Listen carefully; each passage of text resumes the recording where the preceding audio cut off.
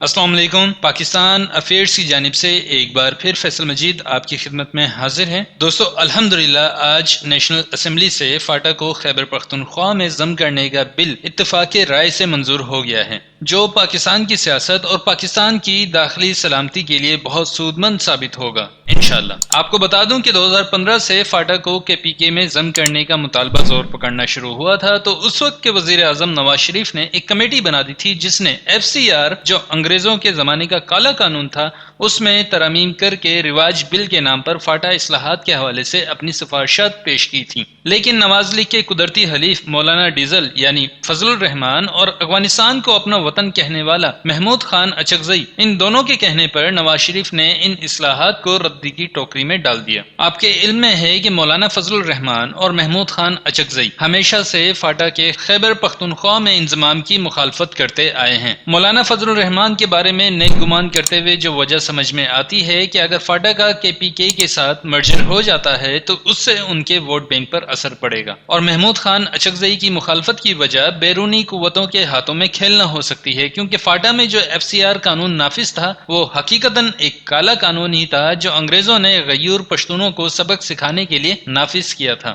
FCR act کیا تھا، اس کے کچھ نکات آپ سے شیئر کر دیتا ہوں تاکہ آپ کو اندازہ ہو سکے کہ واقع میں فاٹا کے لوگوں کے ساتھ کتنی زیادتی ہو رہی تھی۔ FCR یعنی فرنٹیئر کرائم ریگولیشن اصل میں مرڈرس آؤٹریجز ریگولیشن سے نکلا ہے۔ مرڈرس آؤٹریجز ریگولیشن کو 1867 میں انگریزوں نے ہندوستان پر نافذ کیا، جس میں حکومت کو اضافی اختیارات دیے گئے تھے۔ اس قانون میں ترامیم کر کے اسے 1877 میں غازی ایکٹ کے نام سے پشتون اکثریتی علاقوں میں نافذ کیا گیا۔ پھر پشتونوں کی مزاحمت کو دیکھتے ہوئے وقت کے ساتھ ساتھ اس قانون میں سخت ترامیم کی گئیں تاکہ پختونوں کو انگریزوں پر حملوں سے روکا جا سکے، اور پھر اس قانون میں مزید ترامیم کر کے اس کو FCR یعنی فرنٹیئر کرائمز ریگولیشن کے نام سے 1901 میں دوبارہ نافذ کیا گیا۔ FCR شروع میں بلوچستان، خیبر پختونخوا اور فاٹا میں نافذ کیا گیا تھا، پھر 1947 میں پاکستان کے آزاد ہونے کے بعد 1956 کے آئین میں پختونخوا کو اس سے آزادی ملی۔ بلوچستان اور مالاکنڈ ڈویژن کو 1973 کے آئین کے نفاذ پر اس قانون سے چھٹکارا ملا، مگر فاٹا پر یہ قانون آج تک نافذ تھا۔ فرنٹیئر کرائمز ریگولیشن یا FCR کے چند نکات آپ سے شیئر کر دیتا ہوں تاکہ اس کالے قانون کو سمجھنے میں آسانی ہو۔ پاکستانی آئین کے آرٹیکل 1 کے مطابق فاٹا پاکستان کا حصہ ہے، مگر پاکستان کی پارلیمنٹ فاٹا کے معاملات میں کوئی عمل دخل نہیں کر سکتی۔ آئین پاکستان کے آرٹیکل 247 کے تحت پارلیمنٹ فاٹا کے معاملات میں کوئی عمل نہیں کر سکتی جب تک صدر پاکستان کی اجازت نہ ہو۔ صرف صدر پاکستان کو یہ اختیار حاصل ہے کہ وہ فاٹا میں کوئی قانون نافذ کروا سکیں، یہاں تک کہ فاٹا کے منتخب نمائندگان اور سپریم یا ہائی کورٹ کو بھی کسی قسم کا کوئی اختیار حاصل نہیں ہے۔ فاٹا کو 3 بنیادی انسانی حقوق حاصل نہیں تھے: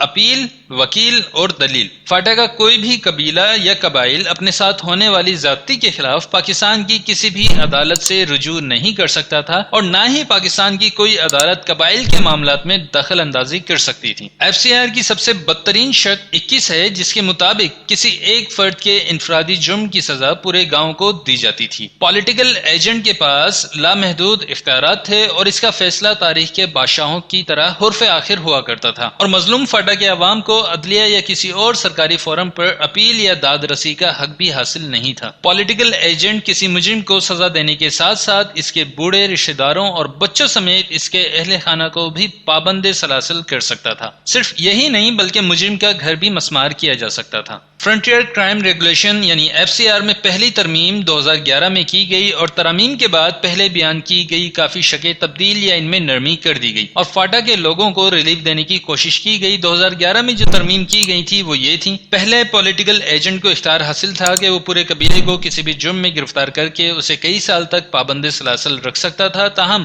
FCR 2011 کے ترمیمی بل میں یہ اختیار واپس لے لیا گیا، اور اب پورے قبیلے کو گرفتار نہیں کیا جا سکتا تھا، بلکہ کسی قبیلے کے خلاف کارروائی مرحلہ وار طریقے سے کی جائے گی۔ یعنی پہلے مرحلے میں اس کے قریبی رشتہ دار گرفتار کیے جا سکتے تھے، پھر قوم اور قبیلے، اور اس طرح۔ اس شک میں مزید یہ اضافہ کیا گیا کہ اس کے تحت 16 سال سے کم عمر اور 65 سال سے زیادہ عمر اور عورتوں کو گرفتار نہیں کیا جا سکتا تھا۔ ان ترامیم میں پہلی مرتبہ قبائلی علاقوں میں سیاسی سرگرمیوں کی اجازت دی گئی۔ اس سے پہلے فاٹا میں انتخابات تو ہوتے تھے اور امیدواروں کے مابین انتخابی مقابلے بھی ہوتے تھے، لیکن کسی امیدوار کو کسی سیاسی جماعت جماعت کا پلیٹ فارم استعمال کرنے اور کسی سیاسی جماعت کے انتخابی نشان سے انتخاب لڑنے کی اجازت نہیں تھی۔ اس کے علاوہ دوسری ترامیم جو آپ کے سامنے موجود ہیں، لیکن یہ ترامیم ناکافی تھیں اور اونٹ کے منہ میں زیرے کے برابر۔ اگر پاکستان میں بدامنی کی لہر کا باریک بینی سے جائزہ لیا جائے تو ہمیں پتہ چلتا ہے کہ پاکستان میں ٹی ٹی پی جیسی تنظیمیں اسی لیے ایک عرصے تک فعال رہیں کیونکہ انہیں جوشیلے اور سسٹم سے باغی نوجوانوں کے تازہ دم دستے ملتے رہے تھے۔ ان ناانصافیوں سے دل برداشتہ ہو کر یقیناً بہت سے نوجوان غلط ہاتھوں میں استعمال ہوئے۔ آج بھی دیکھا جائے تو منظور پشتین جو پشتونوں کے حقوق کی بات کرتا ہے، اس نے اپنے ملک دشمن سفر کا آغاز فاٹا میں ہونے والی زیادتیوں کے نام پر ہی شروع کیا تھا۔ تو آج قومی اسمبلی میں فاٹا کے خیبر پختونخوا میں انضمام سے متعلق 31ویں آئینی ترمیم کی شکوار منظوری لی گئی اور اس کے مطابق فاٹا الحمدللہ کے پی کے کا حصہ بن گیا ہے۔ اس بل کی حمایت میں 229 ارکان نے ووٹ دیے جبکہ مخالفت میں صرف 1 ووٹ دیا گیا۔ جمعیت علماء اسلام، فضل الرحمان گروپ اور محمود خان اچکزئی کی پارٹی نے بل کی کاپیاں پھاڑ دیں اور احتجاج کیا۔ اس ترمیم کے بعد فاٹا کے لوگوں کو بھی باقی ملک کے لوگوں کی طرح تمام آئینی اور قانونی حقوق حاصل ہوں گے۔ آپ کو بتا دوں کہ فاٹا اصلاحات بل کے تحت آئندہ 5 سال تک فاٹا میں قومی اسمبلی کی 12 اور سینٹ میں 8 نشستیں برقرار رہیں گی اور فاٹا کے لیے مختص صوبائی نشستوں پر انتخابات اگلے سال ہوں گے۔